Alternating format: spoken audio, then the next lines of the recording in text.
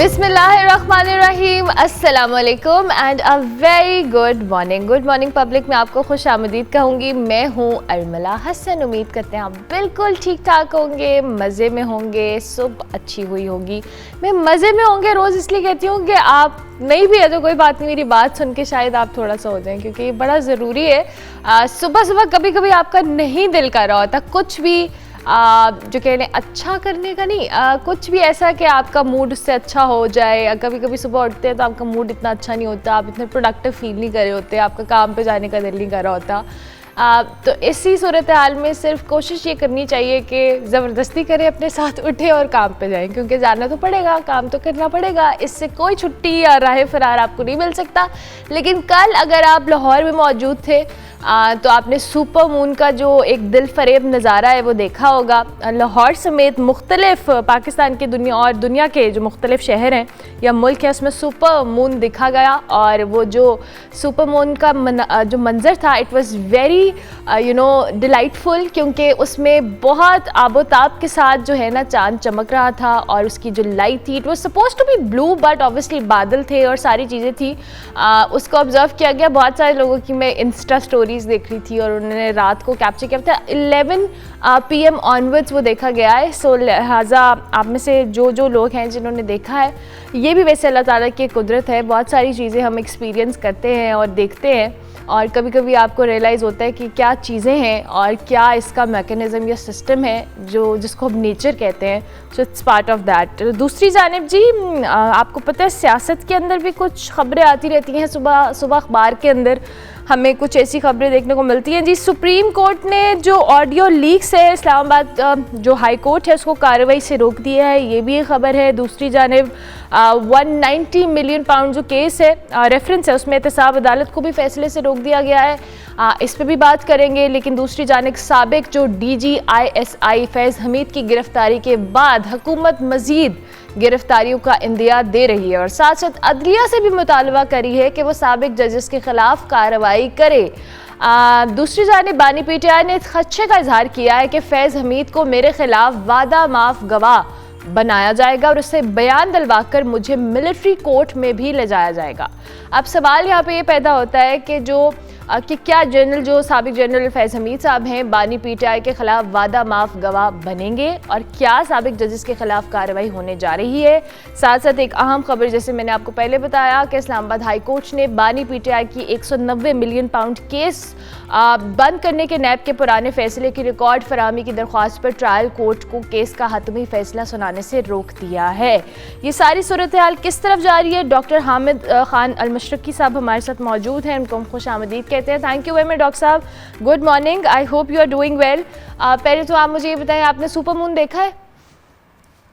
बिल्कुल देखा है, जबरदस्त। मतलब ये एक दिलफरेब नज़ारा होता है, बहुत अच्छा होता है। जबरदस्त जबरदस्त। अच्छा जी, ये जो सुपर मून के बाद हमारी सियासत के अंदर जो चार चांद लगे हुए हैं, मैं इस पे भी आपका तज्जिया लेना चाहूँगी। लेकिन सबसे पहले ये जो साबिक DG ISI वाला मामला है, जिस पर बानी PTI ने एक स्टेटमेंट दिया, उन्होंने कहा है कि ये जो सारा ड्रामा है ये उनको मिलिट्री कोर्ट में ले जाने के हवाले से किया गया है। क्या कहेंगे इस पर? देखिए, ये एक ऐसा खदशा है जिसका इजहार कुछ वकला ने भी किया और पाकिस्तान की तारीख में भी ये गवाया रहा है कि बहुत सारे जो प्राइम गिरफ्तारियां की जाती थी उसके नतीजे में कई लोग वादा माफ गवाह बनते रहे। और हमने इमरान खान साहब के केस में देखा, बानी PTI के केस में देखा कि उनके जो प्रिंसिपल सेक्रेटरी आजम खान है, जिस तरह उनका बयान आया मजिस्ट्रेट की अदालत में और जिस तरह कहा गया कि जी उन्होंने इमरान खान साहब के खिलाफ बयान दे दिया। सो बहुत सारे वाकयात जो हैं वो इस तरफ इशारा तो जरूर करते हैं, लेकिन मैं समझता हूँ कि ये बात एक अंदाज से देखा जाए तो अभी टू अर्ली है, बहुत जल्द ही कही जा रही है। अभी तो ये भी नहीं पता कि खुद साबिक DG ISI के ऊपर, फैज़ हमीद साहब के ऊपर किस अंदाज का केस चलाया जाता है, किस अंदाज से उनका कोर्ट मार्शल किया जाता है। और मेरा नहीं ख्याल कि पाकिस्तान आर्मी एक्ट में किसी को वादा माफ गवाह बनने की गुंजाइश है। वादा माफ गवाह बनने की गुंजाइश सिविलियन कोर्ट्स में तो देखी गई है, आर्मी कोर्ट्स में इसकी कोई मिसाल नहीं है, खुसूसन एक एक्स सर्विंग जो लेफ्टिनेंट जनरल हैं उनके हवाले से। सो मैं नहीं समझता कि इसको हम इतना स्ट्रेट समझ सकते हैं। सबसे पहले ये देखना होगा कि जनरल फैज़ हमीद पर क्या इल्ज़ामात हैं, उनका क्या दिफ़ा वो करते हैं। लेकिन उसके साथ-साथ ये देखना होगा कि उनको बहुत सारी कहा जाता है कि जी बहुत सारी कुव्वतों की हमायत हासिल थी, तो उस हमायत के अंदर अगर कोई फिर दोबारा से कोई हमायत नज़र आती है या किसी तरह की कोई और तहरीक नज़र आती है, तो वो क्या होती है। लेकिन मेरा ज़ाती ख़्याल ये है कि ये प्योरली इदारे का मामला है, इदारे का अपना डिसिप्लिन है, इदारे की कोशिश होती है कि अपने डिसिप्लिन को कायम रखे और एक अंदाज़ से तो ये बहुत अच्छी और बहुत बड़ी या मिसाल कायम कर दी गई है कि कोई भी जो है वो कानून से बालातर नहीं, और अगर कोई भी कानून हाथ में लेगा या कानून अपने इख्तियारात का नाजायज़ इस्तेमाल करेगा, तो इवन रिटायरमेंट के बाद भी उसको उसका जवाबदेह होना पड़ेगा। तारीखी तौर पर ये एक अच्छा फैसला है, लेकिन इसके साथ-साथ देखना होगा कि किस अंदाज़ में कितना इसके बार-बार बात होती है कि कितना ट्रायल जो है वो फेयर होता है, और उसके बाद मेरा नहीं ख्याल कि अभी खान साहब या किसी के भी हवाले से हम ये बात बहुत अर्दी होगी, लेकिन चूँकि ठीक है उनका अपनी राय है, जी, इसमें कोई इनकार नहीं। उनकी अपनी राय है और इससे उन्होंने ये स्टेटमेंट भी इसी हवाले से दी है। अच्छा डॉक्टर साहब, दूसरी जानिब आपने भी बात की कि ये एक बड़ा अच्छा ट्रेंड सेट किया गया है और एक अच्छी एग्जाम्पल इनफैक्ट सेट की गई है, और साथ साथ ये जो इदारे का अपना अंदरूनी मामला है, लेकिन इस अंदरूनी मामले को अंदरूनी रहने नहीं दिया जा रहा है सियासतदानों की जानिब से, चाहे वो हुकूमत है। अभी जिस तरह से हम खान साहब की स्टेटमेंट के हवाले से बात कर रहे थे, हुकूमत भी दूसरी जानिब मुतालबा करिए जी मजीद गिरफ्तारियां होंगी, इंदिया दिया जा रहा है इस हवाले से कि जी जनरल फैज़ हमीद का जो मामला है इसमें और गिरफ्तारियां अमल में लाई जाएंगी, उसके बाद साबिक जजेस को भी बीच में लाया जा रहा है। मैं हमेशा ये सवाल अपने एनालिस्ट से ज़रूर करती हूँ कि हमें ये नहीं लगता कि इसको इदारे का अंदरूनी मामला ही रहने देना चाहिए इन सियासतदानों की जानिब से और इस तरह की स्टेटमेंट से गुरेज करना चाहिए? जी अर्मिला, बिल्कुल आप ठीक कह रही हैं। ये बड़ी पाकिस्तान की बदकिस्मती है कि पाकिस्तान में हमेशा एक दूसरे के मामलात में टांग अड़ाई जाती है। तमाम इदारे हों, शख्सियात हों या सियासी निज़ाम हो, सब अपनी अपने जो दायरा है उसकी पाबंदी नहीं करते, बल्कि एक दूसरे के मामलात में भी दखल अंदाजी करते हैं, और सबसे बढ़कर ये कि उसका नुकसान जमहूरियत को होता है।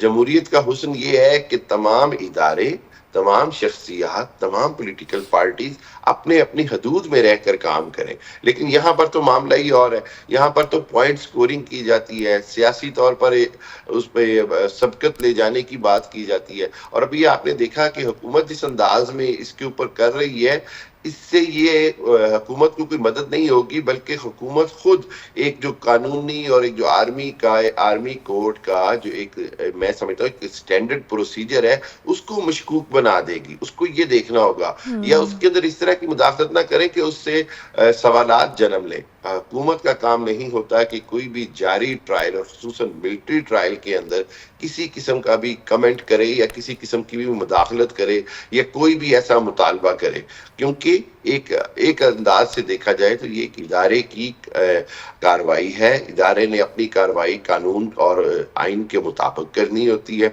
लेकिन सियासतदान, चाहे वो हुकूमती सतह पे हो या अपोजिशन से हो, अगर वो इस तरह की मुदाखलत करेंगे तो इससे तासुर ये जाता है कि शायद इस टोटल जो कार्रवाई है उसके पीछे कोई सियासी मकासद है या उसके पीछे कोई और मकासद है। ये तासुर किसी हालत में भी नहीं जाना चाहिए, क्योंकि इससे जो है वो मुल्क में जमहूरियत का भी नुकसान है और जो कानून और आइन की बालादस्ती है उसके ऊपर भी जो है वो चोट लगने का खदशा होता है। यानी इस तरह का तासुर नहीं देना चाहिए। लेकिन दूसरी जानिब डॉक्टर साहब, अब एक और सवाल इसी से रिलेटेड है।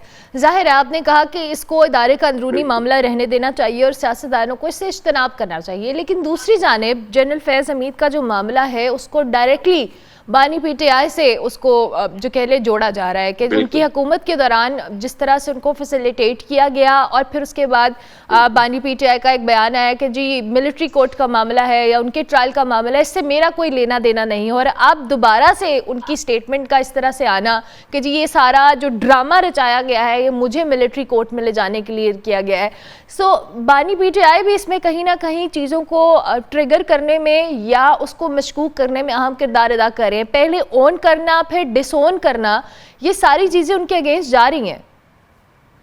देखिए अर्मिला, इससे कोई इनकार ही नहीं है कि जो बानी पीटीआई की जो हुकूमत थी, तो बहरहाल उनको डीजीआईएसआई फैज़ हमीद से बहुत हमायत हासिल थी और बहुत सारे मामलात में तो वो हुकूमत के दौरान भी कहते रहे, बाद में भी कहते रहे कि हुकूमत चलाने में, कहीं बिल पास करवाने में, कहीं पर माली मामलात तय कराने में डीजीआईएसआई उनकी बड़ी मदद करते थे हुकूमत को, हुकूमत के अमूर चलाने के लिए अरकान को डायरेक्ट करते थे।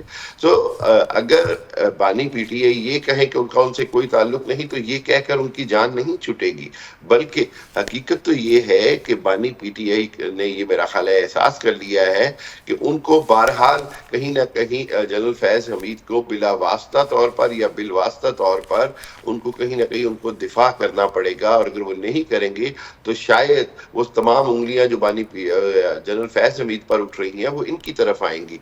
तो मेरा ख्याल ये है कि ये एक ऐसा मामला है जिसके अंदर तमाम को ज़रूरत है कि कानूनी बात करें, आईनी बात करें, और सबसे बढ़कर ये कि ऐसी कोई बात ना करें जिससे ये तासुर जाए कि इससे कोई अपना ज़ाती मुफ़ाद या अपना कोई ज़ाती अनाज निकाल रहा है। ये जो तासुर है ये किसी हालत में ना हुकूमत की तरफ से जाना चाहिए, ना मिलिट्री कोर्ट की तरफ से जाना चाहिए, और ना ही बानी पीटीआई की तरफ से जाना चाहिए। देखिए, बानी पीटीआई चूँकि जेल में है, चूँकि इस वक़्त मुख्तलिफ केसेस भुगत रहे हैं, सो उनकी तरफ से कोई भी बयान आता है तो उसको आप एक कैदी की हैसियत से देखते हैं, आप एक ऐसे शख्स की हैसियत से देखते हैं जो बहुत सारे खदशात में घिरा हुआ है। लेकिन इसके अंदर देखना ये होता है कि हुकूमत इस पर कितना मैच्योरिटी से रिस्पॉन्स करती है, क्योंकि हुकूमत जितना ज़्यादा रिस्पॉन्स करेगी, उतना ज़्यादा मैं समझता हूँ ये मीडिया में हाईलाइट होगा। एग्जैक्टली सबसे अहम जो रोल होता है वो हुकूमत का इस हवाले से होता है। यानी इसको इतना ही रखना चाहिए कि ये इदारे का अंदरूनी मामला रहे, और सियासतदानों को इस हवाले से, चूंकि अब साबिक जजेस को भी बीच में लाया जा रहा है और डॉक्टर साहब, और ये कहा जा रहा है कि जी जो साबिक जजेस हैं उनके खिलाफ भी कार्रवाई हो सकती है या की जानी चाहिए। किस हद तक जायज़ है हुकूमत का ये मुतालबा? देखिए, किसी भी मुल्क में कोई भी आइन से बालातर नहीं होना चाहिए, और पाकिस्तान में बदकिस्मती ये रही कि बहुत सारी मुकद्दस गायें रहीं, चाहे वो जजेस के हवाले से हो, चाहे वो आर्मी ऑफिसर्स के हवाले से हो, चाहे वो सियासतदानों के हवाले से हो। मैं ये समझता हूँ कि किसी ने भी कानून और आइन को तोड़ा है तो उसको बहरहाल जवाबदेह होना चाहिए, और जजेस मैं ये समझता हूँ कि कोई मावराए कानून या मावराए आइन नहीं होते हैं। तो इस हवाले से मतलब अगर तो कोई एविडेंस है तो मेरा ख्याल ये है कि जजेस के साथ भी एक बार जो है वो जो आइन और कानूनी तौर पर मामला तय होना चाहिए। लेकिन अगेन, सियासतदान इस तरह के बयानात देकर और हुकूमती सियासतदान इस तरह के बयानात देकर खुद मुस्तकबिल की कार्रवाइयों को मशकूक कर देते हैं, खुद आने वाले दिनों में अदालतों के लिए मुश्किलात पैदा करते हैं। क्योंकि आप ये समझ लें कि जब आप एक मुतालबा करते हैं तो आप अपनी सियासी वाबस्तगी ज़ाहिर करते हैं, आप अपने सियासी मकासद ज़ाहिर करते हैं, और जब आप मकासद और वाबस्तगी ज़ाहिर कर देते हैं तो फिर अवाम जो है वो कोई भी मामला अगर कानूनी हो तो उसको ज़ाती इंतकाम या ज़ाती ख्वाहिश की बिना पर देखने लग जाती है। सो मेरा ख्याल ये है कि जजेस के हवाले से जो कानूनी रास्ता है वो ज़रूर अपनाया जाना चाहिए, लेकिन सियासी अंदाज में इस तरह मुतालबात करके अदालतों को मज़ीद मुतनाज़ा नहीं बनाना चाहिए। अदालतों हों, इदारों को मुतनाज़ा करना इत्सेल्फ, जहाँ हम अवाम उसमें एक परसेप्शन बिल्ड होता है, साथ साथ इन सियासतदानों के लिए भी कहीं ना कहीं डॉक्टर साहब मुझे लगता है नुकसान होता ही है। अच्छा जी, इस सारी सूरत हाल में एक अवाम है सर, अवाम के भी अपने मसाइल अपनी जगह पे मौजूद हैं। सूरत हाल कुछ इतनी हौसला अफजा नहीं है, बिजली के बिल हैं, महंगाई है, फिर हुकूमत अपनी जगह पे कह रही है जी हम कोशिश कर रहे हैं, लेकिन ये कोशिशें बिला अभी तक तो ताहाल कुछ ऐसी कामयाब नहीं हो रही। आवाम के मसाइल अपनी जगह मौजूद हैं। क्या समझ रहे हैं जी, इकॉनमी की जो स्टेबिलिटी है पॉलिटिकल स्टेबिलिटी के साथ जुड़ी है, लेकिन पॉलिटिकल स्टेबिलिटी अभी तक आने के हवाले से कोई नामो निशान नहीं है। बिल्कुल अर्मिला, बदकिस्मती की बात यह है कि पाकिस्तान में आए रोज नए से नए बहरान, नए से नए मामलात जन्म ले रहे हैं, और इन बहरानों की वजह से पाकिस्तान में पॉलिटिकल स्टेबिलिटी नहीं आ रही है। चाहे वो देखें KPK में सूरत हाल देखें, मौलाना फजलुर रहमान की जारहाना तकारीर को देखें, या ये जो हालिया जनरल फैज़ हमीद की गिरफ्तारी है उसके बाद की सूरत हाल को देखें। इस सारे मामलों में पाकिस्तान की जो सियासी सूरत-ए-हाल है वो स्टेबिलिटी की तरफ नहीं जा रही। लेकिन सब में बदकिस्मती ये है कि वो रिलीफ़ जो हुकूमत दे सकती है, हुकूमत वो भी नहीं दे पा रही है।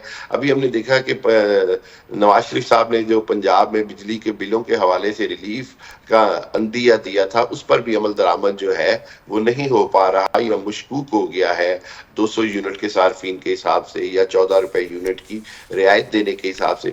मेरा ख़्याल ये है कि हुकूमत के लिए इंतहाई ज़रूरी है कि फ़ौरी तौर पर जंगी बुनियादों पर आवाम को रिलीफ़ देने की कोई के इक़दामात किए जाएँ, वरना ये हुकूमत जो है वो अवामी सतह पर अपनी मकबूलियत तेज़ी से खो रही है। उसकी वजह ये है कि बदअमनी, महँगाई, बेरोज़गारी और सबसे बढ़कर ये कि जो सियासी भौचाल है, ये सारा कुछ अवाम का जमहूरियत पर एतमाद कमज़ोर कर रहे हैं। अवाम को सिस्टम से मायूस कर रहे हैं। अवाम को सिस्टम में कुछ अपने लिए नज़र नहीं आ रहा है और ये हुकूमत वक़्त की ज़िम्मेदारी है कि फ़ौरी तौर पर अवाम को रिलीफ़ दिया जाए और महँगाई और बेरोज़गारी के जो मैं कहता हूँ अफ़रियत है, इससे निजात दिलाई जाए। बिल्कुल ठीक है। Thank you very much doctor Hamid साहब, बहुत शुक्रिया। डॉक्टर हामिद ख़ान अल-मशरिकी हमारे साथ मौजूद थे।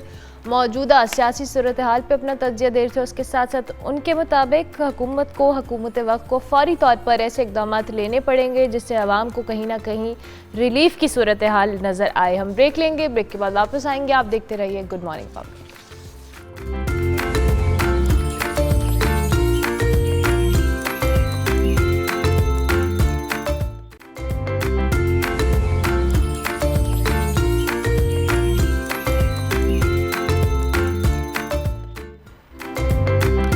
Welcome back to good morning public. Break के बाद वापस आ गए जी। मुल्क भर में मॉनसून बारिशों के हवाले से बात करें तो तबाही मचा दी है इन बारिशों ने। पंजाब, सिंध, बलूचिस्तान के मुख्तलिफ इलाकों की बात की जाए तो मॉनसून सीज़न की शदीद लपेट में है।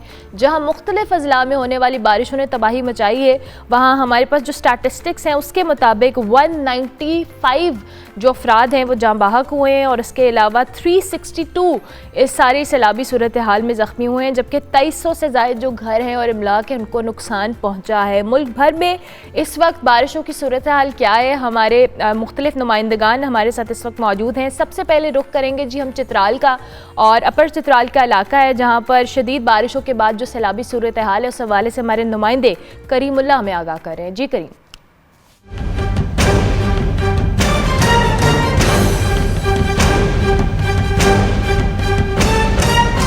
जी बिल्कुल, इस वक्त हम अपर चित्राल में मौजूद है। यहाँ पर गुज़श्ता रात हल्की बारिश हुई थी और इस बारिश की वजह से यारखून दीव सैर के मकाम पर फ्लड आए थे, तो सैलाब आए थे, जिसकी वजह से कई घंटों तक जो दरियाए चित्राल है उसमें बंद बांधा गया और फिर आज दोपहर के बाद वो बंद टूट चुके हैं। जिस तरह आप मेरे अक़ब में देख सकते हैं कि दरिया का बहाव बहुत ज़्यादा बढ़ गया है। दरिया में ऊंचे दर्जे की तूयानी है और इसके साथ ही दरिया का जो कलर है, दरिया का रंग भी तब्दील हो चुका है। दरिया के बहाव में जो इजाफा है इसकी वजह से ज़रीई इलाकों में या नशेबी इलाकों में ज़मीनात की कटाई का सिलसिला भी जारी है और बड़े पैमाने पर यहाँ पर ज़मीनात की कटाई हो रही है। तो आज मौसम कदर बेहतर है, लेकिन जो ही बादल नमूदार होते हैं तो यहाँ पर लोगों के दिलों में खौफ व हरास तारी हो जाते हैं और लोग जो है अपने घरों से बाहर निकलकर महफूज मकामात में शिफ्ट होना शुरू हो जाते हैं। ठीक हो गया, ठीक हो गया। Thank you very much Karimullah हमारे साथ मौजूद हैं। अब रुख करते हैं बलूचिस्तान के इलाके नसीराबाद का, जहां पर सैलाब की वजह से जो तबाहकारियां हैं उसमें 200 से ज़ायद घर तबाह हुए हैं। क्या सूरत हाल है, ताज़ा तरीन हमारे नुमाइंदे हुसैन बख्श हमारे साथ मौजूद हैं, उनसे तफसीलात जान लेते हैं। जी बिल्कुल, मैं इस वक्त मौजूद हूँ नसीराबाद में, जहाँ पर हालिया तूफ़ानी बारिशों के बायस आने वाले सैलाबी रलों ने बड़े पैमाने पर तबाही मचा दी है। नसीराबाद की तहसील छत्तर के सैकड़ों देहात इस वक्त जो है वो डेरा बुगटी और जो है वो दीगर पहाड़ी इलाकों से आने वाले सैलाबी रलों के बायस ज़ेर आब हैं। सैकड़ों जो है वो घर इस वक्त तक मुनहदम हो चुके हैं, जिसके जहाँ के रहायशी जो है वो अपनी मदद आप जो है वो महफूज मकामात पर मुंतकिल हो रहे हैं। सैलाबी रलों के बायस लोगों के जो घरों में रखा हुआ अनाज था, इसके साथ साथ उनकी जो जितनी भी जमा पूंजियाँ थी वो सब सैलाबी रलों की नज़र हो गई हैं। सैलाबी रलों के हवाले से अगर बात की जाए तो सैलाबी रेलें जो है वो डेरा बुगटी से जो है वो डेरा बुगटी के पहाड़ी इलाकों से जो है वो हर साल जो है वो ये अपना जो है वो रिवायती रास्ता लेकर आते हैं और छत्तर जो है तहसील में बड़े पैमाने पर तबाही मचा देते हैं। इस वक्त अगर ज़िला इंतज़ामिया के इक़दाम की बात की जाए तो इस वक्त तक ज़िला इंतज़ामिया की जानिब से ताल जो है वो मुतासरा इलाकों तक इमदाद जो है वो नहीं पहुँचाई जा सकी और जो मुतासरा इलाकों में फंसे हुए सैलाब मुतासरीन हैं उनको रेस्क्यू भी नहीं किया जा सका। जी ठीक है। अब रुख करते हैं तहसील बालाकोट में, जहाँ पे जो मानसून बारिशें हैं उसकी वजह से जो बारिशों का सिलसिला तो वक्फे से जारी है, लेकिन शारा जो कागान है उसके बंद होने से कारोबारी निज़ाम शदीद मुतासिर हुआ। इसके अलावा मोहांड्री में जी पहाड़ सिरकने का सिलसिला दूसरे रोज़ भी जारी है। ताज़ा तरीन सूरत हाल क्या है, हमारे नुमाइंदे मोहम्मद आरिफ हमारे साथ मौजूद हैं। जी मोहम्मद आरिफ बताइएगा।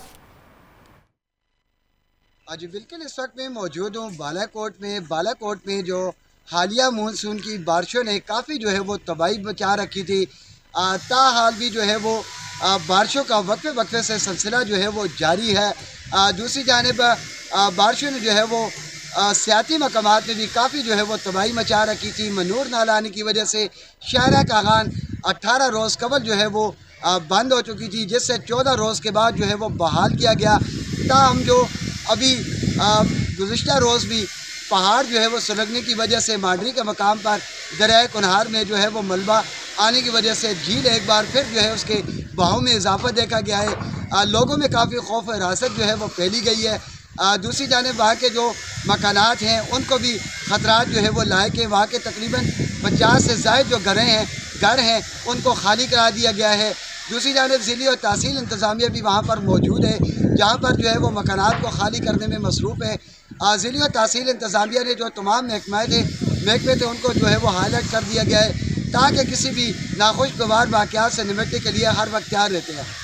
दूसरी जानिब शारा कागान की बात करें तो शारा कागान जो है वो मुकम्मल तौर पर बहाल है। मुल्क भर से जो सयाह हैं वो वादिया कागान के खूबसूरत सियाती मकामात की तरफ सफ़र जो है वो कर रहे हैं। महकमा मौसमियात का अगर बात करें तो महकमा मौसमियात के मुताबिक आइंदा 2 से 3 रोज़ तक ये बारिशों का जो सिलसिला है ये वक्फे से जारी रहने का इम्कान है। ठीक हो गया, बहुत शुक्रिया मोहम्मद आरिफ आपका भी। चित्राल, नसीराबाद और बालाकोट से हमारे नुमाइंदगान हमें बारिशों की सूरत हाल के हवाले से आगाह कर रहे थे। हम ब्रेक लेंगे, ब्रेक के बाद वापस आएंगे। आप देखते रहिए गुड मॉर्निंग पब्लिक।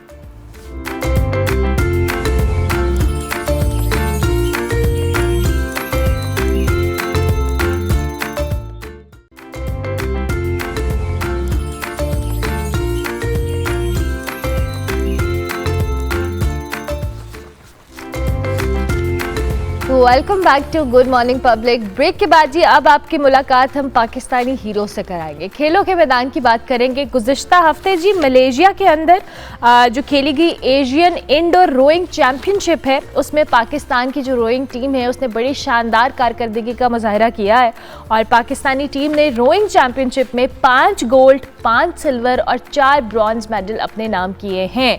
चैम्पियनशिप में जी एशिया के 15 ममालिक के एथलीट्स ने शिरकत की थी, जबकि पाकिस्तान में से 10 मेल्स थे और 4 ख़वातीन एथलीट्स शामिल थी। आज इसी टीम के चंद मेंबर्स, इनफैक्ट 2 मेंबर्स हमारे साथ मौजूद हैं। ज़रा हम उनके मेडल्स के हवाले से भी बात करेंगे और उनके इस कंपटिशन या इस चैम्पियनशिप को भी डिस्कस करेंगे। सबसे पहले तो हमारे साथ जी रज़िया हनीफ मौजूद हैं जिन्होंने 2 सिल्वर मेडल अपने नाम किए हैं। इसके साथ साथ अब्दुर्रहमान हैं जिन्होंने 1 गोल्ड मेडल भी अपने नाम किया और साथ साथ एज अ कोच भी उस टीम के साथ एसोसिएटेड है, तो हम उनको खुशामदीद कहते हैं और इनसे इनकी कामयाबियों पे इनको जो कहते हैं ना ट्रिब्यूट भी देते हैं। अस्सलाम वालेकुम जी, कैसे हैं आप लोग? कंग्रेचुलेशन, थैंक यू, बहुत बहुत शुक्रिया। और आपको ये बताएं कितनी एक्साइटमेंट, कितनी खुशी है इतने सारे मेडल्स लेने पे? जी हम अल्लाह ताला का लाख लाख शुक्र अदा करते हैं। हम बहुत ज़्यादा खुश हैं और अल्लाह ने ये इज़्ज़त बख्शी है हमें और हम पाकिस्तान के लिए मेडल लेके आए हैं। बच्चों की स्पोर्ट के साथ, फेडरेशन की स्पोर्ट के साथ, जिन इंस्टीट्यूट्स के साथ हम अटैच हैं उन सब की सपोर्ट के साथ हमें ये कामयाबी मिली है और हम ये कौम के नाम एक तोहफ़ा है हमारी तरफ से, तो हम बहुत ज़्यादा खुश हैं, अल्लाह ताला का शुक्र अदा करते हैं इस खुशी के। ज़बरदस्त। रज़िया आप बताएं आपको कैसा लग रहा है? मेडल्स जीतने के अलावा आपकी टीम ने बड़ा अच्छा ओवरऑल परफॉर्म किया। अल्हम्दुलिल्लाह बहुत ज़्यादा खुशी है कि मतलब हमारी टीम ने 5 साल के बाद ये हमारी अचीवमेंट थी। 2019 में हमारे पास हम लोग गए थे एशियन चैम्पियनशिप के लिए, तो मेडल्स कम थे, लेकिन आफ्टर 5 ईयर्स हमारी टीम ने माशाल्लाह 14 मेडल्स विन किए। 14 मेडल्स ही गए, दैट्स अ ह्यूज अचीवमेंट। अच्छा अब्दुर्रहमान, थोड़ा सा मुझे इंडोर रोइंग के हवाले से बताएं, ये किस तरह का स्पोर्ट है और अब एशियन चैम्पियनशिप है तो इसमें पार्टिसिपेंट्स और सारी चीज़ों को इनिशली तो जो रोइंग है बेसिकली वो वाटर स्पोर्ट्स है एक, और इंडोर रोइंग ये दुनिया में नई इमर्ज हुई है। ये पहले तो सिर्फ ट्रेनिंग के पर्पज़ से ही यूज़ होती थी, तो अब जब इसकी बहुत ज़्यादा डिमांड या बहुत ज़्यादा ये वर्ल्ड सारे के अंदर ही, सारी दुनिया में ये होना शुरू होगी, तो अब इसके स्पेसिफिक कंपटीशन पिछले 15 साल से हो रहे हैं। ठीक है। और वर्ल्ड लेवल के ऊपर इसकी वर्ल्ड चैम्पियनशिप भी होती है। ये बेसिकली सिमुलेशन मशीन है जिसके ऊपर आप सेम एज जैसे आप वाटर स्पोर्ट्स कर रहे हैं, सेम उसी बायोमैकेनिक्स के साथ ही कर रहे होते हैं। और इसके ऊपर अपनी एक लाइक 2 किलोमीटर की रेस है, 500 की रेस है, तो इसके अंदर ज़रा एक्साइटमेंट लेवल डिफरेंट होता है, तो इस वजह से इसको अब ज़्यादा किया जा रहा है, क्योंकि वाटर स्पोर्ट्स के अंदर स्किल वर्क ज़्यादा एक्सपेंसिव है, इक्विपमेंट बहुत महंगा है, ज़्यादा टाइम रिक्वायर्ड है, आपको लेक साइड पे जाना पड़ता है। सिमुलेशन के ऊपर आप घर बैठे या अपने जिम के अंदर या एक इंडोर सेटअप के अंदर आप रोइंग कर सकते हैं, और उसके ही अब कंपटीशंस दुनिया में चल रहे हैं। ठीक हो गया। तो रज़िया मुझे बताएं, इसके लिए आपकी ऑब्वियसली स्ट्रेंथ बड़ी मैटर करती है, आपकी ट्रेनिंग बहुत मैटर करती है, किस तरह की ट्रेनिंग होती है आप लोगों की?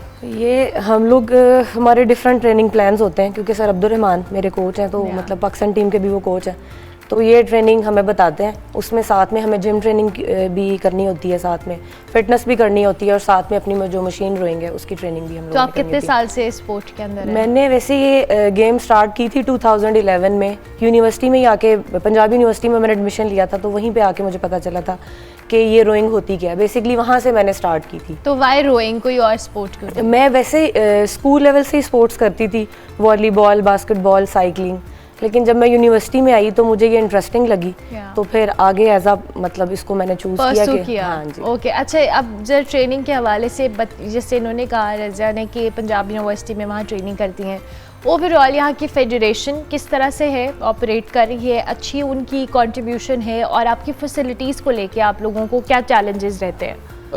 Federation basically Pakistan rowing federation ने एक national rowing centre Punjab university में बनाया हुआ है, और पंजाब यूनिवर्सिटी बेसिकली पाकिस्तान में जो स्पोर्ट्स करंटली हो रही हैं वो ज़्यादा यूनिवर्सिटी लेवल पे ही हो रही हैं। ठीक है। बाकी स्पोर्ट्स भी यूनिवर्सिटी लेवल पे ही ज़्यादा हो रही हैं, वहीं एक नर्सरी है जो नेशनल लेवल पे परफॉर्म कर रही होती है। वैसे तो पूरी दुनिया के अंदर जो आपके एजुकेशनल इंस्टीट्यूट हैं वही आपकी नर्सरी होते हैं। तो यूनिवर्सिटी के अंदर जो नेशनल रोइंग सेंटर है वहाँ पर फेडरेशन ने ही हमें इक्विपमेंट दिया हुआ है, यूनिवर्सिटी ने अपनी परमिसेस दी हुई हैं, और ऑल टाइम स्पोर्ट यूनिवर्सिटी भी करती है। और फेडरेशन के हम डेफिनेटली हमें नहीं भूलना चाहिए, हम पाकिस्तान में रह रहे हैं, स्ट्रगलिंग फेस है, सारी हर बंदा अपने एंड पे स्ट्रगल कर रहा है, लेकिन फेडरेशन की ऑल द वे तमाम सपोर्ट हमें मौजूद होती है। डेफिनेटली उनकी सपोर्ट के साथ ही हम गए हैं, तो ट्रेनिंग बच्चों की सपोर्ट भी डेफिनेटली मौजूद थी, जिसकी वजह से ये ओवरऑल एक पिछले 15 साल की या 20 साल की मेहनत है जिसके नतीजे के अंदर ये आया है। कुछ बच्चे न्यू कमर्स हैं इसके अंदर, कुछ पुराने हैं, जैसे रज़िया 2011 से लगी हुई है। इनके साथ अब 8-10 एथलीट और भी तैयार हुए, और मेल एथलीट्स भी हैं, फीमेल्स भी हैं, तो ये एक बेसिकली टीम वर्क होता है। मैं अकेला या ये अकेली या कोई भी अकेला कुछ नहीं होता, हम एक टीम वर्क था। हम लाइक जिम में जाते हैं तो हमें जो बंदा वहाँ पर मशीन्स प्रिपेयर करके देता है या साफ करके देता है, उसकी भी अपनी कंट्रीब्यूशन है, तो हमें सबको ऑनरशिप देनी चाहिए, और सबकी ऑनरशिप है भी। दैट्स वेरी इंपॉर्टेंट, और हर एक का अपना रोल है। अच्छा रज़िया, जैसे अभी अब्दुर्रहमान भी बता रहे हैं, आप 4 ख़वातीन थी और आपने एशियन ममालिक के साथ कम्पीट किया है, उनके प्लेयर्स के साथ। जब आप यहाँ पे ट्रेनिंग करती हो, आपको वहाँ इंटरनेशनली जाके किस तरह का लगा? उनकी जो टेक्निक्स हैं, उनकी जो स्ट्रेंथ्स हैं, आप किस तरह से उसको अपनी इस ट्रेनिंग के अंदर इम्प्लीमेंट कर सकते हो?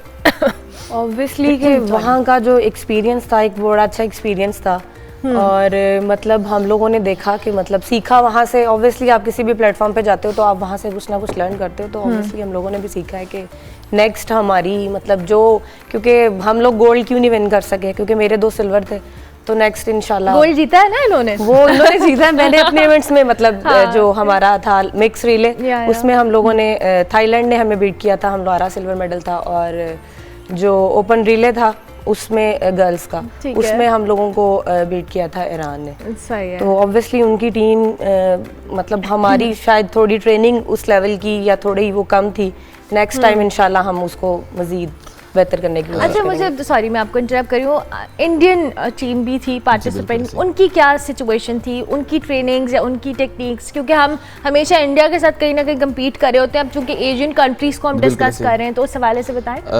बेसिकली तो ये मेरा नहीं, बच्चों का कहना बनता है, लेकिन हम कम्पीट तो कर रहे थे टेक्निक वाइज, बच्चों की ट्रेनिंग भी ठीक थी, लेकिन एक बहुत बड़ा मेजर फैक्टर था कि जैसे रज़िया ने बताया कि ये लाइट वेट थी, और इन्होंने जो दोनों सिल्वर लिए हैं ये बेसिकली एक ओपन वेट के अंदर था, एक लाइट वेट के अंदर था। और इन्होंने पिछले ये सडन हमारी प्रिपरेशन इस तरह की थी कि हमें कुछ चीज़ें मैनेज करनी थी, फंड्स मैनेज करने थे, सारी चीज़ें थी, तो इन्होंने अपना वेट कोई 8-10 kg 2 बच्चों ने मिलके कम करना था। अच्छा। नाइला एक एथलीट थी, उन्होंने अपना वेट आखिरी दिन तक कम कर रही थी, ये इन्होंने अपना 5 kg कम करना था, वो आखिरी दिन तक कम कर रही थी।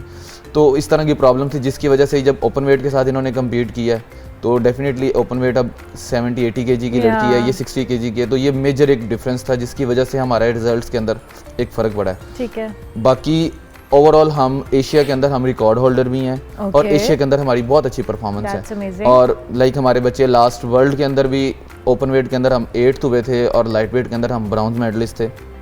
तो इसलिए इंडोर के अंदर पाकिस्तान की परफॉर्मेंस बहुत अच्छी है, और इसके अंदर बहुत ज़्यादा क्रेडिट हमारे जो फेडरेशन है उसके बेंचमार्क, बेसिकली ये ग्रेजुअली होता है, लास्ट ईयर हमारे बेंचमार्क डिफरेंट थे, इस ईयर बेंचमार्क डिफरेंट है, और बाकी दुनिया से जो एशिया के कंट्रीज़ आए हुए थे वो हमें टारगेट करके आए हुए थे कि इनके टाइमिंग्स ये हैं, क्योंकि जैसे यूसेन बोल्ट ने 958 किया हुआ है, तो सबको पता है उसका 958 है ना। इसी तरह रोइंग के अंदर भी जो इंडोर रोइंग के अंदर जो टाइमिंग्स हैं वो ऑलमोस्ट एक टारगेट मिल जाता होता है, एक आइडिया हो जाता है, तो वो टारगेट्स करके तमाम कंट्रीज आए हुए थे, इवन इंडिया भी हमें टारगेट करके आया हुआ था, लेकिन हमने भी इम्प्रूव किया हुआ था, लेकिन और उन्होंने भी किया था, सारे वो भी खेले आए थे। उनकी फीमेल्स जो ईरान की फीमेल्स थी उन्होंने इस दफ़ा काफ़ी अच्छी प्रिपरेशन की हुई थी, और वो फिजिकली भी थोड़ी डिफरेंट थी, तो इस वजह से उन्होंने अच्छा परफॉर्म कर लिया। नेक्स्ट टाइम हम भी फीमेल्स के अंदर अभी भी आप लोगों की एज ए टीम बड़ी अच्छी परफॉर्मेंस है, we are really proud of that कि आपने खुद बताया कि स्ट्रगलिंग एक फेज है, जाहिर है हम सब जहाँ पे स्पोर्ट्स के हवाले से बात करते हैं उसमें ही इतना अच्छा परफॉर्म करना। अच्छा जी रज़िया, अभी तो 4 ख़वातीन थी, और हम हमेशा चाहते हैं कि ये 10 आदमी गए थे तो हमारे पास भी 10 ख़वातीन होनी चाहिए थी। तो ये जो रेशो बैलेंस करने के लिए आपको क्या लगता है क्या होना चाहिए, चूँकि खुद आप एज ए फीमेल जब खेल रहे हो तो आपको आइडिया होता है कि क्या चीज़ें हैं जिसको इम्प्रूव किया जा सकता है? ये मेरे हिसाब से तो ये ऐसा होना चाहिए कि ग्रास रूट लेवल पे इस पे काम करना चाहिए, ताकि हमारे जो मतलब यंग एथलीट्स हैं वो थोड़े से उनको पता चले बेसिकली कि रोइंग है क्या। अभी जैसे यूनिवर्सिटी के अंदर से हमारे पास काफ़ी सारे एथलीट्स हैं जो मतलब हमारे पास टैलेंट सामने आ रहा है, ठीक है, तो ऐसे ही डिफरेंट कोई एक्टिविटीज़ करवा के ताकि हमें कोई नज़र आए कि हमारे पास है टैलेंट और हम उसको आगे। तो अभी कितनी जो ख़वातीन हैं आपके साथ ट्रेनिंग करती हैं, जहाँ पे आप ट्रेनिंग करते हो, कम है तादाद या नॉर्मल है या ज़्यादा है? फीमेल की कंपैरेटिवली मेल देखें तो फीमेल तो कम है, और यूनिवर्सिटी की कुछ एथलीट्स हैं जो मतलब ट्रेनिंग कर रही हैं, और जैसे डिपार्टमेंट्स की वो जो एथलीट्स हैं वो ट्रेनिंग कर रही हैं। वैसे ओवरऑल अगर देखा जाए तो फीमेल की जो रेशो है वो कम है और ज़्यादा होनी चाहिए। इसमें बेसिकली मैं मेंशन करूंगा, सॉरी आपको इंटरप्ट किया, कि बेसिकली अवेयरनेस की कमी है। पेरेंट्स जो हैं बच्चों को भाग दौड़ उस तरह नहीं करते, लेकिन रोइंग एक ऐसी गेम है जो फीमेल्स के लिए स्पेशली मैं रिकमेंड करूंगा, बहुत अच्छी गेम है कि आपने ग्राउंड में उस तरह भागना नहीं है, आपने एक मशीन पे बैठ के ट्रेनिंग करनी है, और आपने रिक्वायर्ड नहीं है कि आप 10 लोग होंगे तो ट्रेनिंग, आप इंडिविजुअली अपनी ट्रेनिंग करके घर वापस जा सकते हैं। और अगर अवेयरनेस की बात बताई जाए कि आप देखेंगे सबको यहाँ पर अब डिफरेंट इश्यूज़ होते हैं, यूनिवर्सिटी इतना अच्छा प्लेटफॉर्म है स्पोर्ट्स के लिए कि मैं बहुत ज़्यादा उसके ऊपर आप जितना कहें कि जो बच्चा ओपन मेरिट पे आता है उसको वो स्पोर्ट्स करता है, अगर मेडल लेके आता है उसकी सारी फीस वेव कर देती है। ये स्कॉलरशिप किसी भी बच्चे के लिए, लेकिन बच्चों को इस चीज़ की अवेयरनेस ही नहीं है कि हमने किस तरह स्कॉलरशिप लेनी है। अगर वो जीत के आता है फीस वेव होती है, प्लस उसे यूनिवर्सिटी स्टाइपेंड भी देती है। तो इस तरह की तमाम चीज़ें मौजूद हैं, लेकिन बच्चों को अवेयरनेस नहीं है। हमारा ये नेशनल रोइंग सेंटर है, हम यहाँ पर फ्री ऑफ कॉस्ट बच्चों को ट्रेनिंग करवाते हैं, कोई चार्जेस नहीं है, कोई भी आके, क्योंकि ये बेसिकली फेडरेशन का है। ओके। और फेडरेशन एक नॉन प्रॉफिट ऑर्गेनाइजेशन है, और वो ऑल द वे पाकिस्तान में कोई भी बंदा आके किसी भी टाइम, हमारे 3 यानी कि इस्लामाबाद है या लाहौर हमारा नेशनल सेंटर है, आके ट्रेनिंग कर सकते हैं फ्री ऑफ कॉस्ट। और वैसे भी खवातीन को वेट लॉस का मसला रहता है, जैसे रजिया ने भी अभी अब बता रही थी कि रेशो कम है, खवातीन की रिप्रेजेंटेशन भी उतनी ही होनी चाहिए। But we are really proud के 4 खवातीन गई हैं, हम अगली बार एक्सपेक्ट करेंगे कि 10 खवातीन जाए जितने मेल हजरात जा रहे हैं। थैंक यू वेरी मच जी, very best of luck for your future. आप लोगों ने बड़ी ज़बरदस्त परफॉर्मेंस दी है जी। रजिया हनीफ और अब्दुल रहमान हमारे साथ मौजूद थे। इंडोर रोइंग चैम्पियनशिप जो है एशिया वाली, उसके अंदर उन्होंने मेडल्स जीते हैं। 14 जो मेडल्स हैं उन्होंने अपने नाम किए हैं। That's very interesting and we should be very proud of them. इसी नोट पे हम ब्रेक लेंगे, ब्रेक के बाद वापस आएंगे। आप देखते रहिए गुड मॉर्निंग पब्लिक।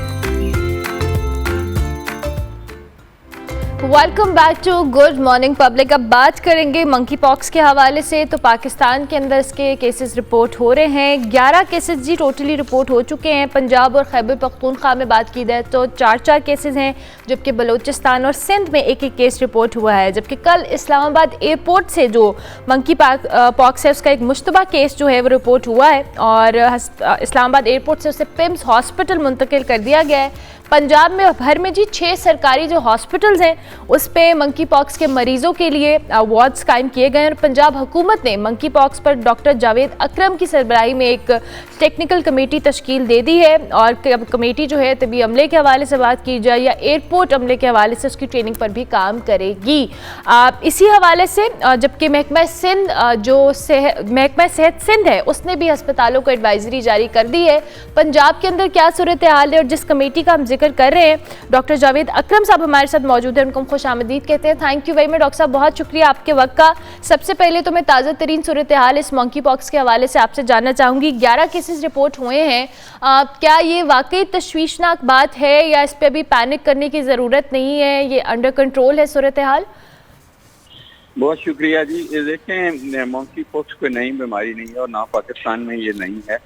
आज से 3.5 साल पहले भी एक कमेटी बनी थी और उसका भी मुझे ही सरबराही दी गई थी और ये वही कमेटी है जिसको दोबारा री नोटिफाई कर दिया गया है। सो हमें एक्सपीरियंस भी है उस वक्त का और उस वक्त हमने काफ़ी 3 महीने बहुत काम किया था और तमाम ट्रेनिंग, तमाम जो हमें दवाइयात चाहिए, वैक्सीन प्रोक्योरमेंट, ये सब कुछ किया हुआ था।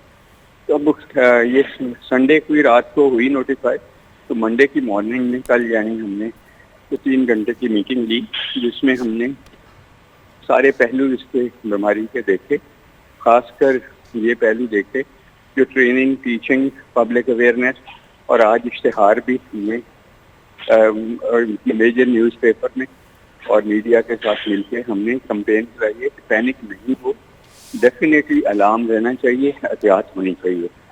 तो एहतियात क्योंकि ये ग्लोबल हेल्थ एमरजेंसी WHO ने डिक्लेयर की है, उसकी वजह कॉन्गो है। कॉन्गो में बच्चे बूढ़े कोई तकरीबन 29,000 के करीब रिपोर्ट हुए हैं और उनमें डेथ की शरह तकरीबन 60% है, ज़्यादातर बच्चों में है। तो ये जान भी बहुत इम्पोर्टेंट है, इसलिए मैं समझता हूँ कि हमें हर वो काम करना चाहिए जो इंसान के बस में है और बाकी अल्लाह ताला भी बरकत डालेंगे उसमें। तो कल भी इसी तरह ही हमने जो इक़दाम ज़रूरी थे कि हम एयरपोर्ट्स पे हमारा इशू ये है क्योंकि ये सारी अभी तक इम्पोर्टेड डिजीज़ है। With in the country, with in the province transmission का कोई अभी तक केस नहीं आया। किसी की हिस्ट्री है सऊदी अरेबिया से, इन मुल्कों से, तो ज़्यादातर सऊदी अरेबिया से आ रही है। ठीक है। तो हमने ये सिविल एविएशन को यही लिखा है कि आप क्वारंटाइन का बंदोबस्त करें। हॉस्पिटल नहीं इसका हल हो सकता।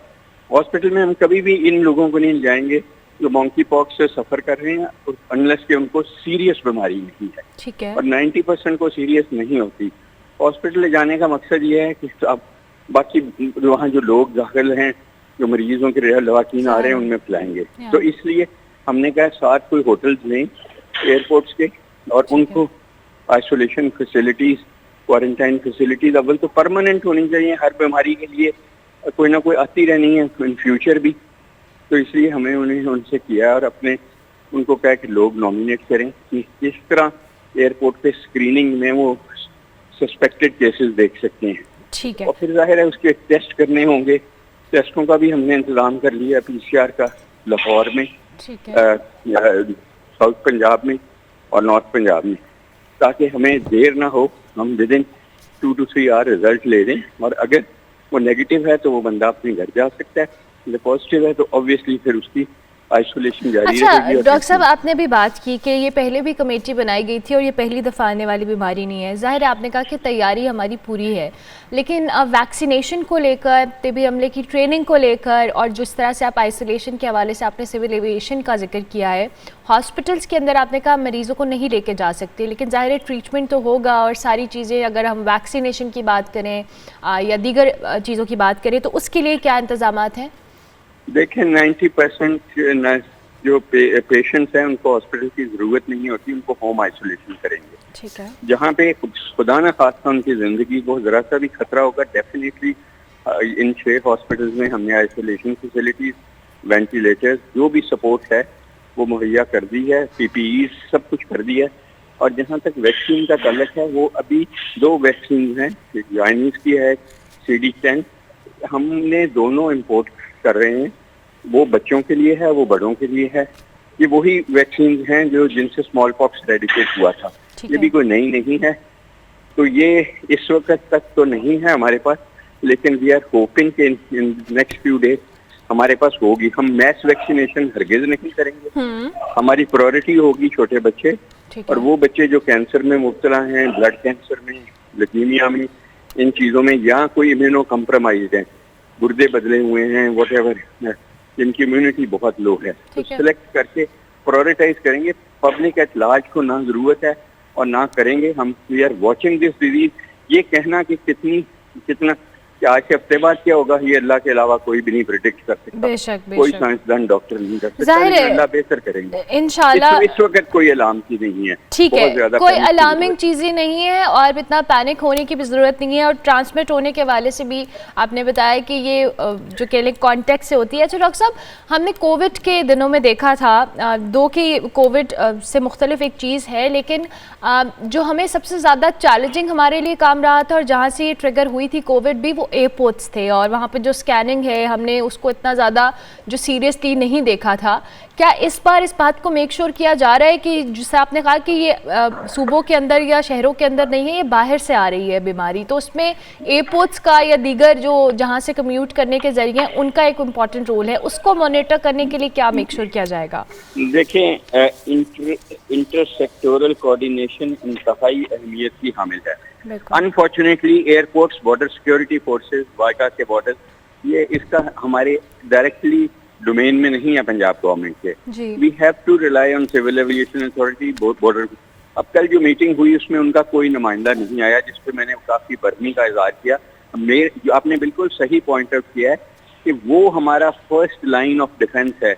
अगर हम उसे मजबूत करेंगे तो ऑब्वियसली अगर एक केस आपके मुल्क में आ गया तो फिर हमारे मुल्क में, हमारे शहर में ट्रांसमिशन शुरू हो जाएगी, उसकी फैमिली को, उसके जो टैक्सी ड्राइवर लेके आया उसको, फिर सारी, तो वो सबसे बेहतर है। अब ये तो देखें, सिविल एविएशन अथॉरिटी को ये चाहिए कि हर एयरपोर्ट के साथ, ये कोविड में मैंने बहुत स्ट्रेस किया था, लेकिन वी आर नॉट, जिस तरह हम कोविड में अनप्रिपेयर्ड थे, आज भी अनप्रिपेयर्ड हैं इस लिहाज से।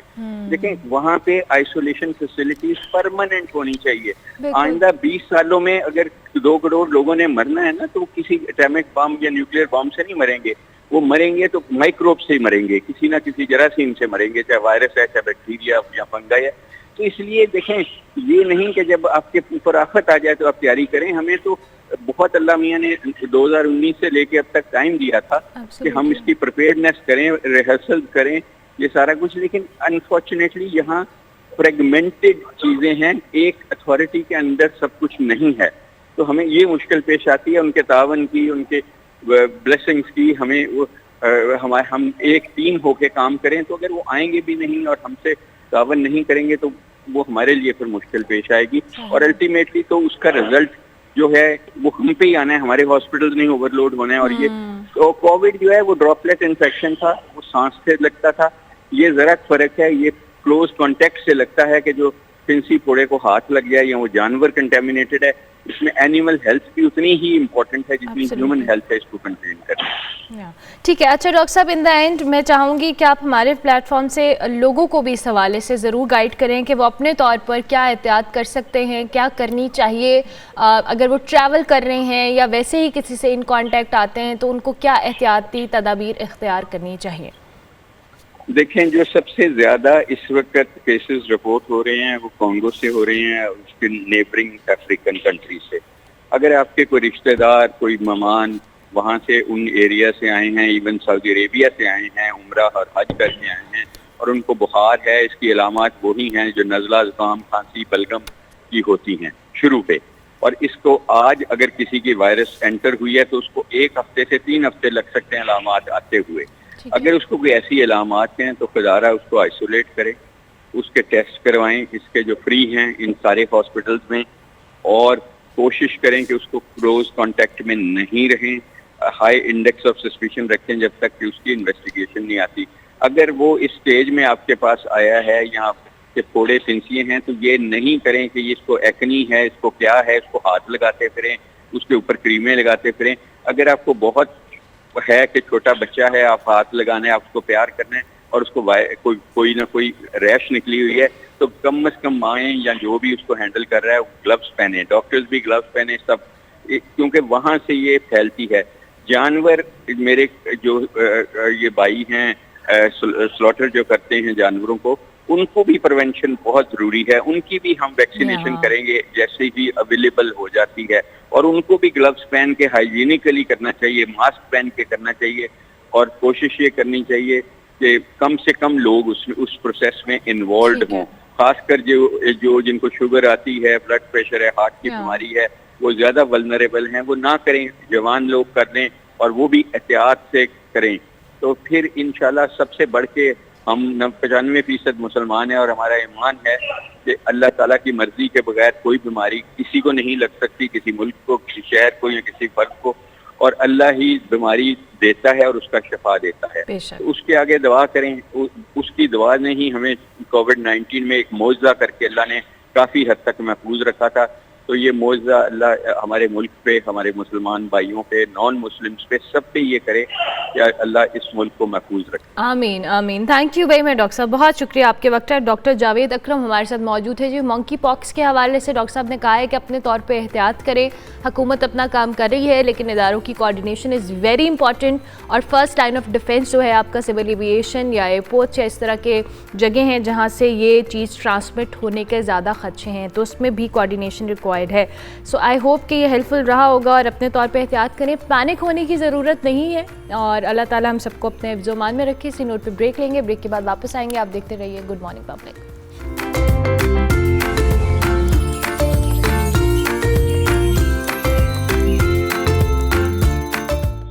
प्रोग्राम में जी अब बात करेंगे ब्रेव CF85 MMA चैम्पियनशिप के हवाले से, जिसमें पाकिस्तानी जो हमारे फाइटर हैं उन्होंने बड़ी ज़बरदस्त परफॉर्मेंस दी, इंडिया को हराया, और इस पे आज हमने सोचा कि बात कीजिए। बेसिकली ये ब्रेव CF85 बहरीन की एक लीग है जो पाकिस्तान के अंदर मुनक्किद करवाई गई, जिसमें 10 कंट्रीज़ के 16 फाइटर्स ने पार्टिसिपेट किया, जिसमें पाकिस्तानी जो फाइटर हैं रिजवान अली वो भी शामिल थे और उन्होंने बड़ी ज़बरदस्त परफॉर्मेंस दी।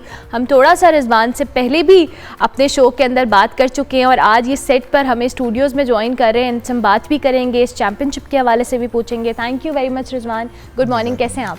अल्हम्दुलिल्लाह, आप कैसे? मैं बिल्कुल ठीक। रिजवान, सबसे पहले तो हमें ब्रेव CF85 के हवाले से बताएं ये क्या है और ये पाकिस्तान के अंदर कब हुई, और आपने भी चूँकि इसमें पाकिस्तान को रिप्रेजेंट किया। ये बेसिकली कि MMA की लीग है बहरीन की सबसे बड़ी, और जो हिस्ट्रिकल इवेंट हुआ है पाकिस्तान में, और इनको मुनक्किद करवाने वाले उमर भाई हैं, उनका मैं थैंक यू अदा करना चाहूँगा, क्योंकि इतनी बड़ी लीग को पाकिस्तान में लाना, यहाँ पे करवाना, क्योंकि यहाँ पे स्पॉन्सर की भी कमी होती है काफ़ी सारी, तो उन्होंने सब चीज़ें मैनेज की। तो बहुत अच्छा फ़ील हो रहा है कि हमारे यहाँ वैसे इंटरनेशनली आते थे क्रिकेटर, पर अब पाकिस्तान में डिफरेंट कंट्री से फ़ाइटर आ रहे हैं। तो अच्छा, ये लीग क्या थी जिसमें मैंने बताया कि 10 कंट्रीज़ के 16 फाइटर्स थे, कंपटीशन आपका किसके साथ था, आपने किसको हराया, ये भी बताएं थोड़ा सा। जी, मेरा कंपटीशन था इंडिया के ख़िलाफ़, श्रीकांत के ख़िलाफ़, और को मैन इवेंट था। इवेंट में होता है एक सबसे बड़ी फाइट होती है को मैन इवेंट और मैन इवेंट, और मेरा को मैन इवेंट था। तो इंडिया के खिलाफ, और मैंने उनको नॉकआउट किया, और मैंने प्रेस कॉन्फ्रेंस में भी बोला था कि मैं आपको नॉकआउट करूँगा। और इससे पहले भी एक कराटे कम्बैट भी हुई थी दुबई में, वो आपको याद होगा, मैंने उसमें भी इंडिया को नॉकआउट किया था। और मैं पाकिस्तान का वाहिद फाइटर हूँ जिसने इंडिया को 2 मरतबा नॉकआउट किया है। क्या बात है, ज़बरदस्त। और हम तो वैसे इंडिया के साथ कंपटीशन करते रहते हैं, लेकिन इट्स अ हेल्दी कंपटीशन दो। लेकिन आपने जिस तरह से बताया, कैसी फाइट थी इंडियन प्लेयर के साथ? मुश्किल थी, क्योंकि ज़ाहिर आपने कहा कि वी आर एक्साइटेड और हमें अच्छा लग रहा है कि पाकिस्तान में इस तरह के इवेंट्स हो रहे हैं, बट स्टिल हम कहीं ना कहीं हमारे प्लेयर स्ट्रगल तो करते हैं। तो आपकी क्या स्ट्रेंथ थी जो आपको इस फाइट में काम आई आपके? मेरी स्ट्रेंथ थी कि मेरा होम ग्राउंड था, मेरे आवाम बहुत थी सपोर्ट करने वाली, तो ये मुझे एज था थोड़ा बहुत। और दूसरा ये कि श्रीकांत जो था वो एक अच्छा फाइटर था और मुझसे अच्छा एक्सपीरियंस भी था उनका। और उनका भी मैं शुक्रिया अदा करना चाहूँगा कि उन्होंने एक स्टेप उठाया। पाकिस्तान में आकर फाइट करना ये एक बहुत बड़ी बात थी। डेफिनेटली, तो बिग रिस्पेक्ट फॉर हिम। तो फाइट में सबसे ज़्यादा जो एक पॉइंट होता है ना, जब आप खेल रहे होते हो, जब आप एक जो के लिए फाइटर होता है तो उसके लिए एक स्पिरिट होता है कि अच्छा मैंने इसको हराना है, इस टेक्निक से हराना है। जब आप गए थे फाइट करने के लिए, क्या आपका माइंड था, क्या आपने सोचा हुआ था? क्योंकि मैंने कॉन्फ्रेंस में भी बोला था कि मैं आपको पहले राउंड में नॉकआउट करूँगा, तो वो ऐसा तो नहीं हो सका। मैंने नॉकआउट किया, पर मैंने तीसरे राउंड में किया क्योंकि उन्होंने मुझे काफ़ी टफ टाइम दिया। क्योंकि ऐसी बात है, जब वो बंदा एक बॉर्डर फैलान के आया है तो वो ट्रेनिंग करके आया है, तो उन्होंने काफ़ी अच्छी ट्रेनिंग की हुई थी और 2 राउंड उन्होंने काफ़ी मुझे डोमिनेट भी किया ग्राउंड पे। बहरहाल अल्लाह ताला के फजल से मुझे फतह हासिल हुई। ज़बरदस्त। अच्छा, मुझे मिक्स मार्शल आर्ट्स के हवाले से बताएं। पाकिस्तान के अंदर आप चूँकि खेलते भी हो, इंटरनेशनल इवेंट्स भी आपने खेले हैं, क्या पाकिस्तान के अंदर इस वक्त फैसिलिटीज़ हैं फेडरेशन को लेकर, और जिस तरह की कंपटीशन अभी आपने कहा एक बड़ी लीग हुई है, और क्या हम बेहतर कर सकते हैं? हम काफ़ी बेहतर चीज़ें कर सकते हैं अगर हुकूमत की सपोर्ट हो, जिस तरह वो क्रिकेटर को करते हैं ऑर्गेनाइजेशन को डिफरेंट। बहरहाल हुकूमत अगर यहाँ पे एक स्टेप आगे आए तो हमारे यहाँ काफ़ी रिजवान अली हैं जो आगे खेल सकते हैं बड़े इवेंट में। तो हुकूमत को चाहिए थोड़ा सा सपोर्ट करें, और हमारे लोकल ब्रांड्स को भी चाहिए हमें स्पॉन्सर करें। हालांकि मैं 9 फाइट कर चुका हूँ इंटरनेशनली और 9-0 रिकॉर्ड है मेरा। अच्छा। और साउथ एशियन नंबर 4 रैंक पे हूँ, और अभी तक मेरे पास अनफॉर्चुनेटली एक स्पॉन्सर भी नहीं है। You don't have a sponsor? I don't have any sponsor। तो मैं अपने आप को खुद ही मैनेज कर रहा हूँ, ये एक बहुत बड़ी बात है। You are going to these competitions अपने ओन पे जा रहे हैं? अपने ओन पे जा रहा हूँ मैं। तो हमारे लोकल ब्रांड्स को चाहिए कि वो आगे आएँ, हमें सपोर्ट करें, क्योंकि हम भी उनके मुल्क के खिलाड़ी हैं। डेफिनेटली। अच्छा, मुझे बताएं, जैसे आपने कहा कि आप अपने ओन पे कर रहे हैं, आपके पास ट्रेनिंग की फैसिलिटीज़ कैसी हैं यहाँ पे? हमारे पास ट्रेनिंग की फैसिलिटीज़ इंटरनेशनली तो कोई नहीं है यहाँ पे। तो मैं जब भी मेरी फ़ाइट आती है तो मैं बाहर जाता हूँ। अच्छा। वहाँ पे ट्रेनिंग करता हूँ। कहाँ जाते हैं आप? मैं थाईलैंड में जाता हूँ, फकीर फाइट क्लब में। ओके। तो वहाँ पे जाके वो भी आप अपने ओन पे जाते हैं? वो मैं अपने ओन पे जाता हूँ। हम तो वैसे अपने प्लेटफॉर्म से जितने भी प्लेयर्स आते हैं हम रिक्वेस्ट करते हैं, लेकिन पंजाब हुकूमत इस हवाले से काम कर रही है, तो प्लीज़ हमारे इन फाइटर पे भी एक नज़र डालें। दो कि हमारे बहुत सारे हीरोज़ हैं, लेकिन इन्होंने कहा कि इनका रिकॉर्ड जो है इंटरनेशनल गेम्स का 9-0 है, और ये एक बहुत बड़ी अचीवमेंट है। इंडिया को 2 बार हरा चुके हैं, नॉकआउट कर चुके हैं। इससे ज़्यादा हमें एक प्लेयर की क्या अचीवमेंट्स चाहिए उसको स्पॉन्सर करने के लिए, कि अगर वो ट्रेनिंग भी अपने ओन पे कर रहे हैं, वो खेलने भी अपने ओन पे जा रहे हैं, तो फिर वो पाकिस्तान को रिप्रेजेंट करें। आई थिंक कि हुकूमत हो या प्राइवेट सेक्टर हो या मुख्तलिफ ब्रांड्स हों, उनको इसमें ज़रूर इनपुट देनी चाहिए। रिजवान अली जैसे बहुत सारे प्लेयर्स हैं, लेकिन इटसेल्फ इनकी अचीवमेंट इतनी बड़ी है। रिजवान, आपके पास जो फेडरेशन है वो कितनी सपोर्टिव है? और चूँकि आपने कहा कि ये सब कुछ आप अपने ओन पे कर रहे हो, तो फेडरेशन इस हवाले से कुछ ट्राई भी नहीं कर रही है? जी, फेडरेशन अपने हवाले से ट्राई कर रहे हैं। जैसे मैंने बताया, उमर भाई वो लगे हुए हैं, इस मेहनत कर रहे हैं काफ़ी ज़्यादा, तो वो ट्राई कर रहे हैं अपने बलबूते पे। पर हमारे यहाँ क्रिकेट को ज़्यादा पजीराई मिलती है, तो एमएमए को कोई पूछता नहीं है अभी यार। हालांकि एमएमए फाइट्स तो दुनिया भर में बहुत ज़्यादा, ये एक ऐसा स्पोर्ट है जिसमें बहुत बड़े बड़े नाम हैं। तो पाकिस्तान के अंदर अगर इतने ज़्यादा प्लेयर्स हैं, कितने आप लोग जब आप ट्रेनिंग कर रहे होते हो तो आप पाकिस्तान के अंदर भी देखो कितनी तादाद है प्लेयर्स की जो इस तरह के स्पोर्ट के अंदर ऑलरेडी है और खेल रही है? जी जी, ऐसा ही है। हमारे यहाँ डिफरेंट फाइटर हैं, काफ़ी डिफरेंट सिटीज़ में अच्छे फाइटर हैं, पर वही बात आ जाती है, हमारे पास ना फैसिलिटीज़ हैं और ना ही हमारे पास स्पॉन्सर हैं। क्योंकि जितने भी मुल्क के फ़ाइटर हैं, जो आउट कंट्री के फ़ाइटर हैं, वो बाहर जाते हैं, यूएसए जाते हैं, वहाँ पे ट्रेनिंग लेते हैं, और इंडिया का जो फाइटर है अंशु जुबली, उसको मैंने अभी चैलेंज किया है नेक्स्ट। अच्छा, उसको अभी वो चैलेंज किया? हाँ, तो वो UFC में लड़ रहा है। UFC दुनिया की सबसे बड़ी लीग है Absolutely. और उसके पास 100 से ज़्यादा स्पॉन्सर होंगे अंशु जुबली के पास। हालांकि उनका 7-1 का रिकॉर्ड है और मेरा 9-0 का रिकॉर्ड है।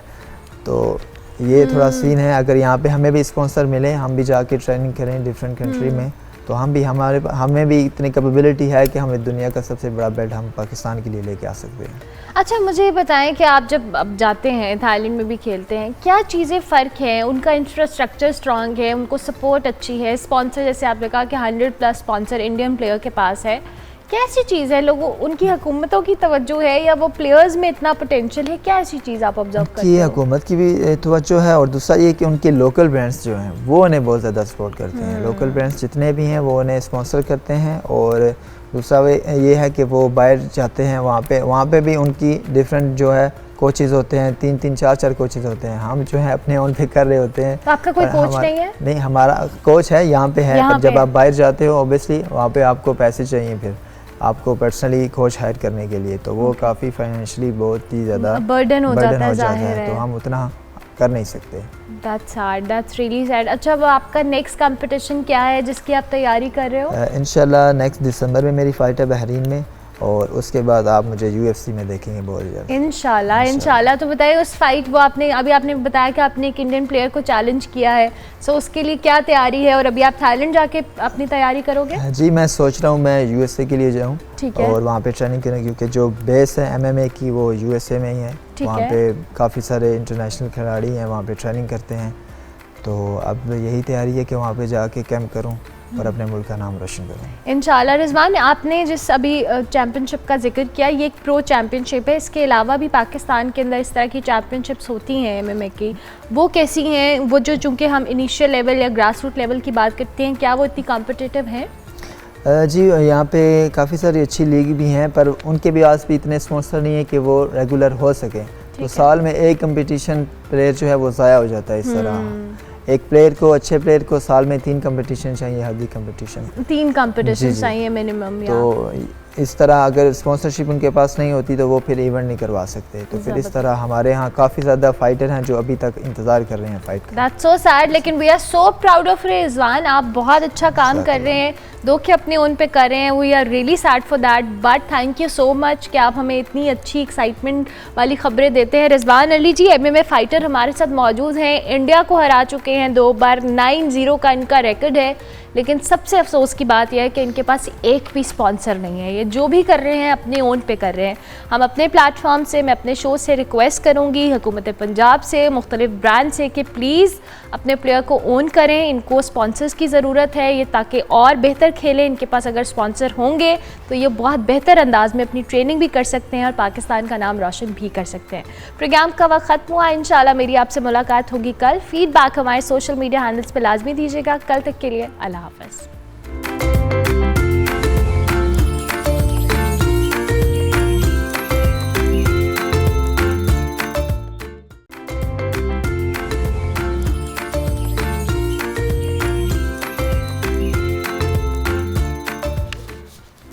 Welcome back to good morning public. Break के बाद वापस आ गए जनाब। बचपन को आमतौर पे कहा जाता है, समझा जाता है कि जब बच्चे खुश होते हैं, नई नई चीज़ें सीखते हैं, मज़े करते हैं, बचपन आपका बड़ा आइडियल होता है और बस उसके बाद सब चीज़ें नॉर्मल होती हैं। लेकिन कुछ लोगों के लिए बचपन बहुत मुश्किल होता है। कुछ ऐसे ट्रॉमास होते हैं, कुछ ऐसी इमोशनल आपके कह लें बैगेजेस होते हैं जो in the longer run later life में आप उनको अपने साथ कैरी करते हैं। और जब किसी बच्चे के साथ बुरा होता है या जो बुरी चीज़ें उसके साथ बचपन में हुई होती हैं, बैड एक्सपीरियंसेस होते हैं, वो उसकी फर्दर लेटर लाइफ में उस पर बहुत, उसकी पर्सनालिटी के ऊपर बहुत अच्छा या बुरा असर डाल सकते हैं। कुछ उसको पॉजिटिवली अपनी पर्सनालिटी के अंदर लेते हैं, कुछ वो ट्रॉमास जो होते हैं वो उनकी लाइफ या पर्सनालिटी को बहुत ज़्यादा डैमेज भी कर देते हैं।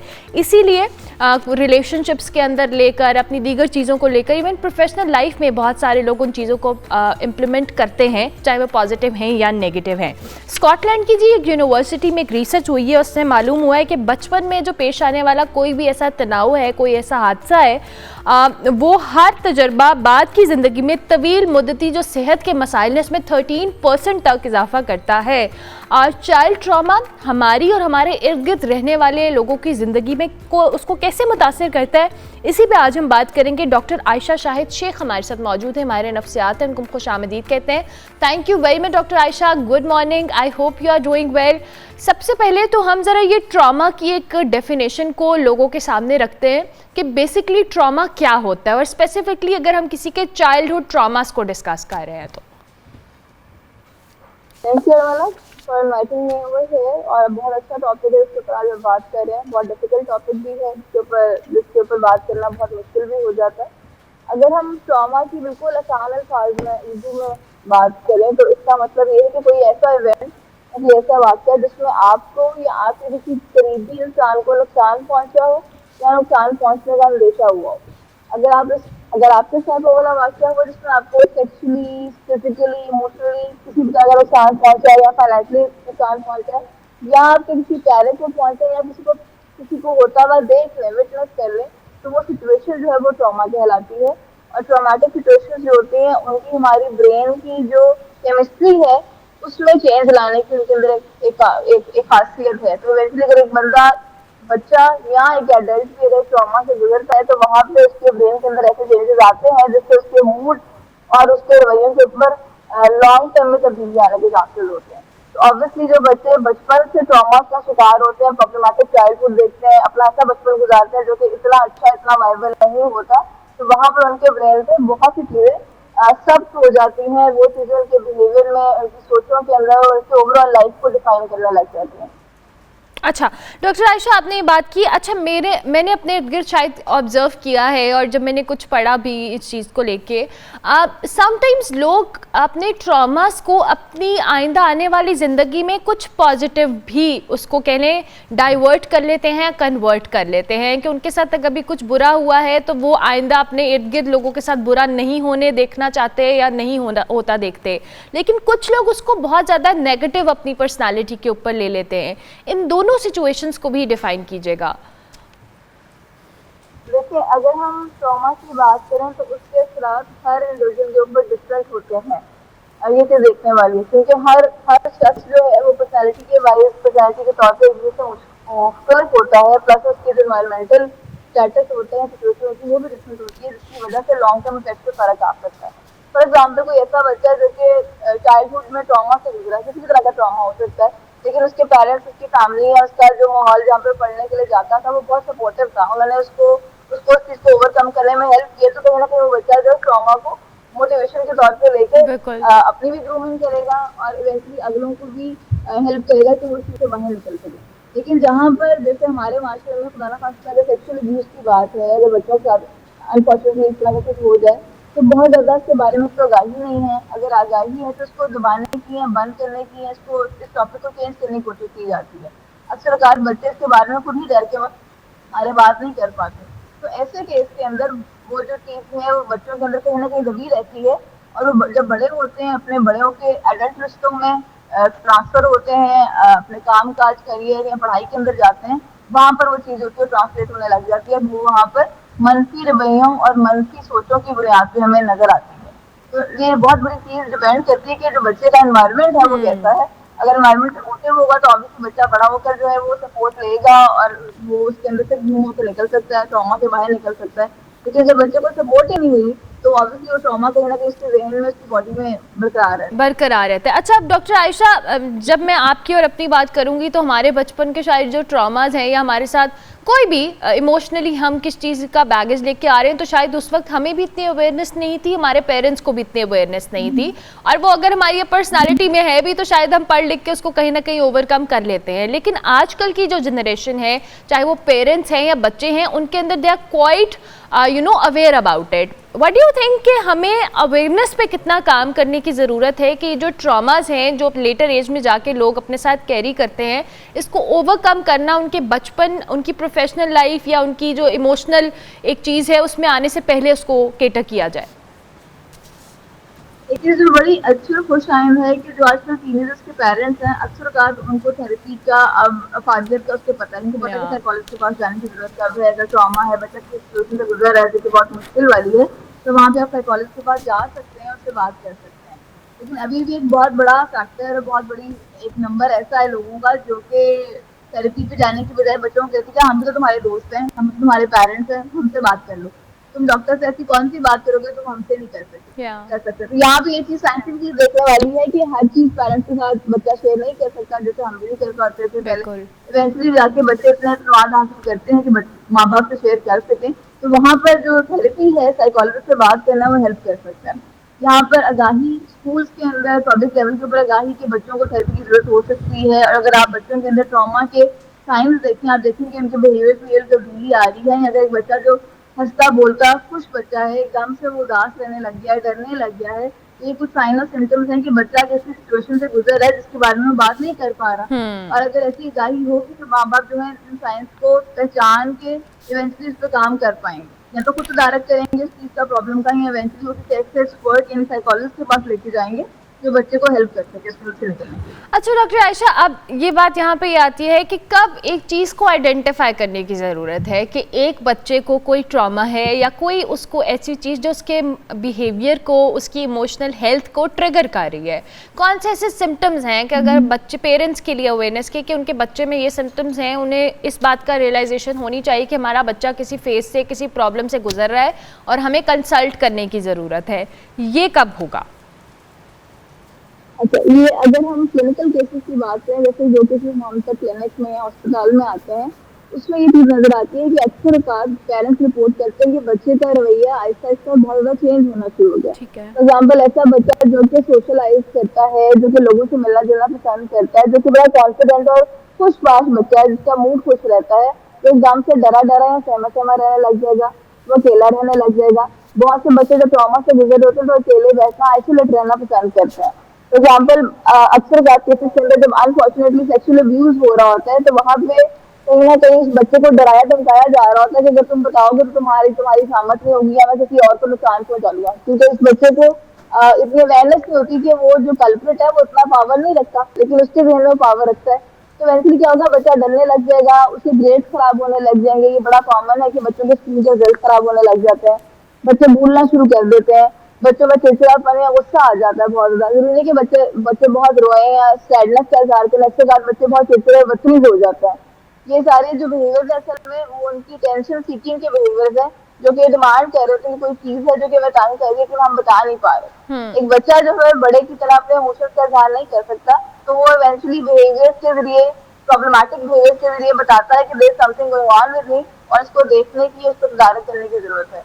जब आप देखें कि आपका नॉर्मल बच्चा अपने नॉर्मल मूड से हटता जा रहा है और वो मूड ठीक नहीं हो रहा, सवेर से सवेर होता जा रहा है, तो इसका मतलब है वहाँ पे कहीं ना कहीं कोई मसला चल रहा है और उसको एड्रेस करने की जरूरत है। एड्रेस करने की ज़रूरत है। अब ये तो हमने बचपन की बात कर ली, लेकिन कुछ बड़े हैं जो अपने बचपन के ट्रॉमास को साथ कैरी कर रहे हैं और उन्हें शायद इस चीज़ की रियलाइजेशन नहीं है कि अगर उनका बिहेवियर ऐसा है, वो चिड़चिड़े हैं, क्रैंकी हैं, उनके मूड या उनकी इमोशनल हेल्थ अच्छी नहीं है, सो ये कहीं ना कहीं शायद उनका जो बचपन में कोई ऐसी चीज़ है जो अब उनको लेटर एज में आके ट्रिगर कर रही है। बड़ों के लिए भी मैं चाहूँगी कि आप ज़रूर बताएं कि उनको कब ऐसा ऐसे सिम्टम्स नज़र आ रहे हैं अपनी पर्सनालिटी के अंदर या उनके इर्द गिर्द के लोगों को कि वो उसको थेरेपी या किसी साइकोलॉजिस्ट के पास जाने के लिए जो कह ले इनकरेज करें।